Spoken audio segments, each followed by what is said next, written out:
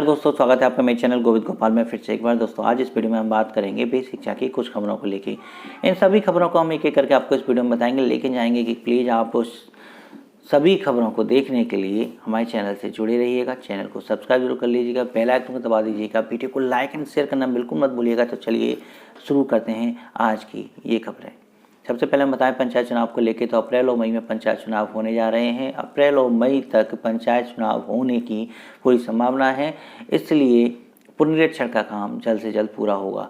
पुनरीक्षण के काम की जो लास्ट डेट है वैसे तो 15 नवंबर है, लेकिन ये तिथि आगे बढ़ती रहती है और ये काम कंप्लीट करना होता है।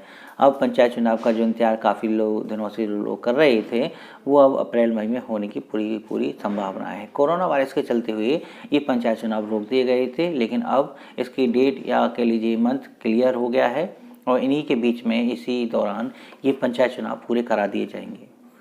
अगली खबर में हम आपको बताएं कि राज्य सरकार संस्कृत के शिक्षकों की भर्ती करने जा रही है। संस्कृत के शिक्षक पहले कभी नहीं डायरेक्ट भर्ती हुए हैं, उर्दू के शिक्षक तो भर्ती हुए हैं और उर्दू के कितने पद रिक्त हैं ये सरकार तो निकाल ही लेती है, लेकिन इस बार राज्य सरकार को संस्कृत के शिक्षकों की भर्ती करने के लिए संस्कृत के कितने शिक्षकों के पद खाली हैं इसकी जानकारी के लिए उन्होंने डाटा मांगा है। जैसे ही जानकारी सभी के सामने आएगी, ऐसे ही माननीय बेसिक शिक्षा मंत्री जी ने कहा है कि हम संस्कृत के शिक्षकों की भर्ती की प्रक्रिया भी शुरू करेंगे। क्या क्या मानक होंगे ये तो नहीं कह सकते हैं, अभी उसमें सभी क्लियर हो जाएगा। वैसे तो एक जो शिक्षक की क्वालिफिकेशन होती है वो तो चाहिए होगा, टेट भी चाहिए होगा, लेकिन टेट में शायद हमें लगता है कि संस्कृत अनिवार्य होगा अंग्रेजी की जगह, क्योंकि इंग्लिश और संस्कृत में से एक चूज़ करना होता है। तो संस्कृत शायद अनिवार्य होगा कि जिन्होंने टेट में संस्कृत लिया होगा शायद वो ही संस्कृत के शिक्षक बन सकेंगे।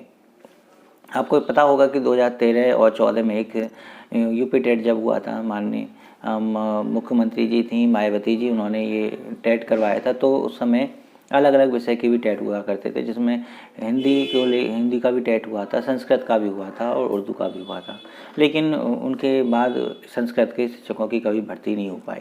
तो चलिए, ये तो रहा संस्कृत के शिक्षक की भर्ती का, देखते हैं कब शासनादेश आता है। लेकिन अगर हम बात केवल टेट की करें तो सी टेट की डेट क्लियर हो गई है। सी टेट अब 31 जनवरी को होगा।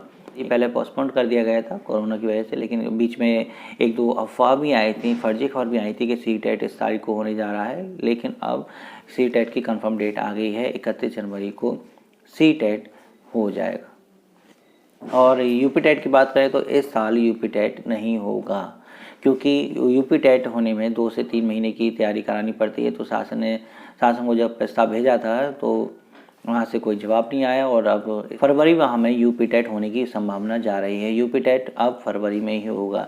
अब देखते हैं कि यूपी टेट के बाद शिक्षक भर्ती की परीक्षा कितनी जल्दी होगी, क्योंकि पिछली बार के कई लोग यूपी टेट और सी टेट पास करके बैठे हैं, वो इंतजार कर रहे हैं शिक्षक भर्ती का।